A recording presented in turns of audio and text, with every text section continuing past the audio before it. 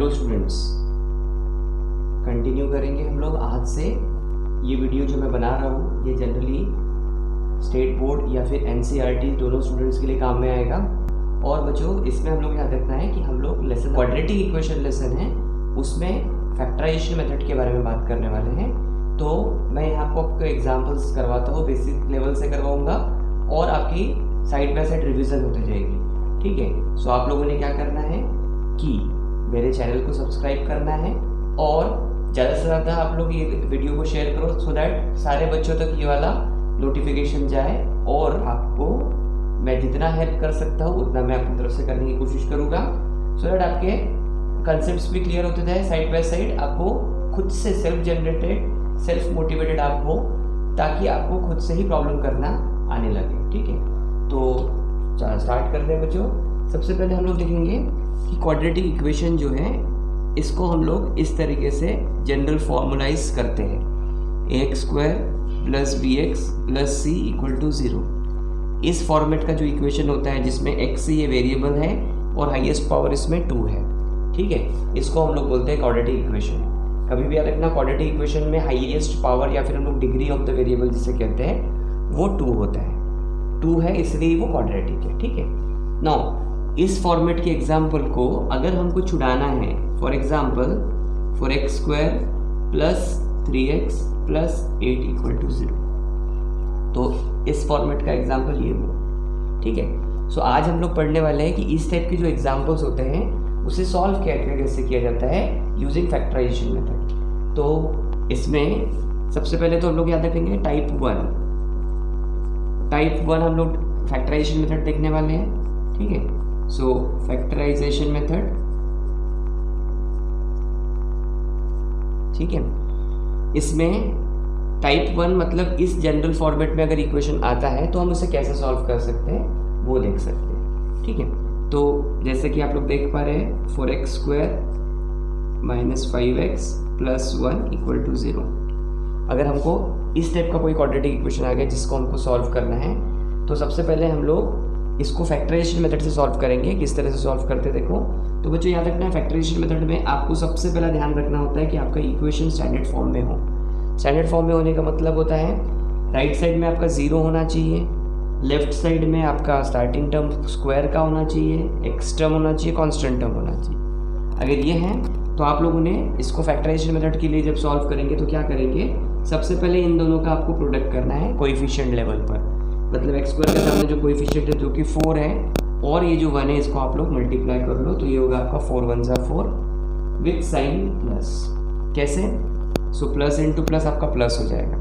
Now बच्चों, इसमें 2 parts हैं, एक है आपका साइन पार्ट और दूसरा पार्ट है आपका नंबर पार्ट। सो प्लस हम लोग को कौन से रूल में मिलेगा, तो आप लोग को याद होना चाहिए, माइनस इंटू माइनस करोगे तो प्लस होगा और प्लस इंटू प्लस में भी आपको प्लस मिलेगा। ओके, अब इन दोनों में से हमको एक साइन सेलेक्ट करना होता है। ऐसा हम लोग क्यों कर रहे हैं, क्योंकि हम लोग को एक्चुअली फैक्टराइज करना है। हमको ये जो नंबर है इसको फैक्टर करके हमको मिडिल टर्म को स्प्लिट करना है। तो हम लोग किस तरह से करेंगे, तो उसके लिए आप लोग देखते हैं जो साइन होते हैं वो माइनस इंटू माइनस प्लस होता है, प्लस इंटू प्लस भी प्लस होता है। तो इसमें से हम लोग सिलेक्ट कौन सा करेंगे, तो मिडिल नंबर में जो साइन होता है वो हम लोग सिलेक्ट कर लेते हैं। ओके, नाउ बचा 4 के लिए हम लोग को फैक्टर सोचने हैं। सो 4 के मल्टीपल टेबल आपको सोचने हैं जिसमें 4 आपको मिलेगा। सो आपको 2 2 ज़ा 4 मिलेगा और 4 1 ज़ा 4 भी आपको मिलेगा। ठीक है, नाउ बच्चों 2 2 ज़ा 4 और 4 1 ज़ा 4 में हम लोग को एक फैक्टर सेलेक्ट करना है। कौन से? तो याद रखो कि ये फैक्टर में से वो फैक्टर सही होगा जो मुझे एडिशन करके 5 देगा। तो 2 + 2 का आप एडिशन करो तो आपको मिलेगा 4, जो कि हमको 5 लाना है, और 4 + 1 का आप एडिशन करोगे तो होगा 5। इसका मतलब हमारे फैक्टर सिलेक्ट हो गए 4 और 1। ठीक है, और सिलेक्टेड साइन जो है वो माइनस है, मतलब ये आपको माइनस देगा। सो जो हमको 5x को जो स्प्लिट करना था उसका जो रिप्लेसमेंट है वो ये दोनों रहेंगे। तो क्या करोगे इसके बाद, 4x स्क्वायर लिखोगे, माइनस 5x है, इसको रिप्लेस करो इनसे, minus 4x minus 1x plus 1 equal to 0। ना बच्चों इसके बाद क्या करोगे, इसके बाद ये दोनों टर्म से हमको कॉमन निकालना हो। सो कॉमन कैसे निकालोगे, देखो 4 और 4 कॉमन आ जाएगा, एक्स स्क्वायर और x1, इसमें से लीस्ट पावर हमेशा कॉमन निकालना, कम वाला पावर कॉमन निकालना। सो अभी 4x इसमें से कॉमन निकल जाने के बाद क्या होगा, 4 कैंसिल, x कैंसिल, तो अंदर आएगा x minus 4 cancel, x cancel, so ये आएगा 1। नाउ यहाँ पे पहला जो साइन है वो लिखोगे, ये दोनों 1 के डबल में आते इसलिए 1 कॉमन। नाउ 1 कैंसिल, अंदर आया x, 1 कैंसिल 1, और ये जो साइन है ये माइनस इंटू प्लस आपका माइनस होगा इक्वल टू 0। आपको याद रखना है कि ये दोनों जो नंबर्स ये ब्रैकेट जो आते हैं वो सेम आने चाहिए। सो x माइनस 1 ये आपका एक ब्रैकेट बना, और 4x माइनस 1 ये आपका दूसरा है इक्वल टू 0। नाउ एक बार ये 0 होगा, एक बार ये 0 होगा, तो x माइनस 1 इक्वल टू 0 हो गया, और 4x माइनस 1 इक्वल टू 0 होगा, -1 ट्रांसपोज x इक्वल टू +1, और यहाँ पे आपका आएगा 4x minus 1 transpose +1 x equals to 1/4। So इस प्रॉब्लम का जो सॉल्यूशन सेट है वो आपका आ जाएगा 1, +1/4। इस तरीके से हमको ये फैक्टराइजेशन मेथड करना पड़ता है, ठीक है। एक और एग्जांपल दिखाता हूँ बच्चों, ध्यान से देखो। 2x² - x - 1 equal to 0। इसमें क्या करते हैं हम लोग, फर्स्ट और लास्ट, जैसे हमने यहाँ किया था फर्स्ट और लास्ट का मल्टीप्लाई, वैसे ही आपको ये फर्स्ट और लास्ट का मल्टीप्लाई करना है। 2 1 = 2, और साइन भी मल्टीप्लाई करना, plus into minus is minus. Now ये जो माइनस साइन है इसके लिए हम लोग के लिए जो रूल्स है मल्टीप्लिकेशन ऑफ साइन रूल वो यूज करेंगे। तो माइनस हमको मिलेगा माइनस इंटू प्लस और प्लस इंटू माइनस, इन दोनों में से कोई एक साइन चलेगा। नाउ बच्चों क्या करते हैं, फैक्टर्स ऑफ 2 फाइंड करेंगे। 2 2 1 = 2, ये फैक्टर इसमें आते हैं। नाउ ये फैक्टर में आप लोग को ध्यान में रखना है कि आपको ये दोनों टर्म का माइनस करके 1 लाना है, ठीक है। जैसे यहाँ पे मैंने आपको क्या बताया था, ये वाले प्रॉब्लम में ये दो फैक्टर्स है, इन फैक्टर्स का एडिशन करके आपको यहाँ पे जो साइन होता है वो यूज करके हमको मिडिल टर्म लाना होता है। यहाँ पे साइन है माइनस, तो हम लोग क्या करेंगे, ये जो नंबर्स है इसका हम लोग माइनस, इसको हम ऐड नहीं कर सकते क्योंकि यहाँ पे माइनस साइन, इसको सब्सट्रैक्ट करके हमें 1 लाना है, ठीक है। सो फैक्टर्स क्या हो गए, 2 और 1। नाउ साइन सेलेक्ट करेंगे, ये मिडिल साइन का जो साइन होता है वो ग्रेटर नंबर को देना होता है, और 1 - 1 प्लस है तो 1 माइनस हो गया, इसको प्लस लगेगा। सो उसके बाद आएगा आपका 2x² - 2x + 1x - 1 equal to 0, ठीक है। सो ये आपका कॉमन आएगा 2x, सो 2 और 2 कैंसिल, x और x कैंसिल, तो यहाँ आएगा x - 1 + 1 x - 1 इक्वल टू 0। ये दोनों कॉमन आएगा, x - 1 और ये 2x + 1 ये रिमेनिंग ब्रैकेट में आ जाएगा ना, इधर ये 0 और ये 0। सो क्या आएगा, देखो बच्चों, x - 1 equal to 0, 2x + 1 equal to 0। So x - 1, x की वैल्यू होगी +1, यहाँ पे आप लोग निकालो 2x + 1 ट्रांसफर कर सकते हैं हम लोग। सो ये होगा आपका -1, x इक्वल्स टू -1/2। तो +1 - 1/2 ये आपका सॉल्यूशन सेट है, ठीक है बच्चों। इस तरीके से आपको फैक्टराइजेशन मेथड में सॉल्व करना होता है, ठीक है। सो बच्चों नेक्स्ट एग्जांपल कंटिन्यू करेंगे फैक्टराइजेशन मेथड के। आप लोग को मैंने बताया कि कोई भी इक्वेशन जब आप फैक्टराइजेशन मेथड से सॉल्व करने की कोशिश करते हो तो सबसे पहले आपका जो इक्वेशन है वो स्टैंडर्ड फॉर्म में होना चाहिए।